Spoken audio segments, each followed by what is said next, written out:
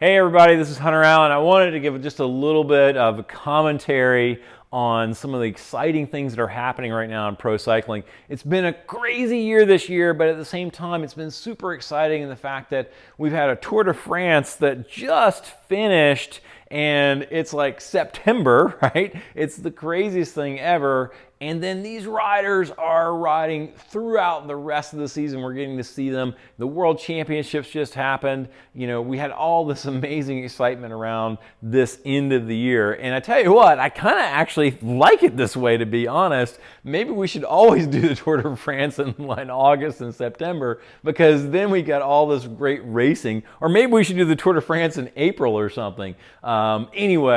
It's just been really exciting. A couple of thoughts that I have for you, though, is young riders, right? We saw the Tour de France winner, 21 years old, and it's like this guy is very, very young. We haven't seen a Grand Tour winner since I believe Damiano Cunego, who won the Tour of Italy. So all you people out there, correct me if I'm wrong, but I'm pretty sure that's the last time somebody won a Grand Tour, was when Damiano Cunego won it.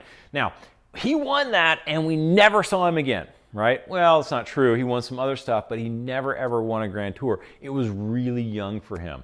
So that's one of the reasons why we don't often always see young riders winning Grand Tours, because it takes years and years of your body to adapt so that you can recover day after day after day after day after day.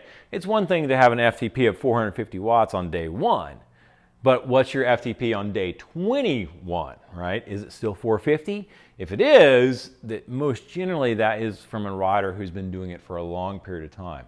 So it's going to be very interesting to see, one, will our Tour de France winner continue down that path?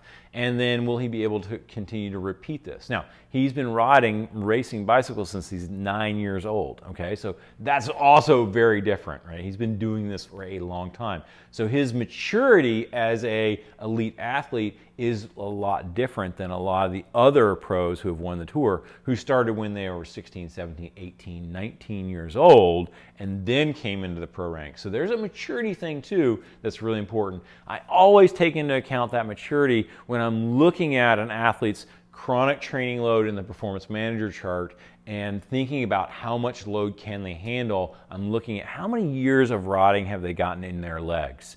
So this is one thing that we always consider, and one thing I want you to consider when you're looking at these new young riders who are 20, 21, 22, who are winning these big races, classics and such, and big Grand Tours.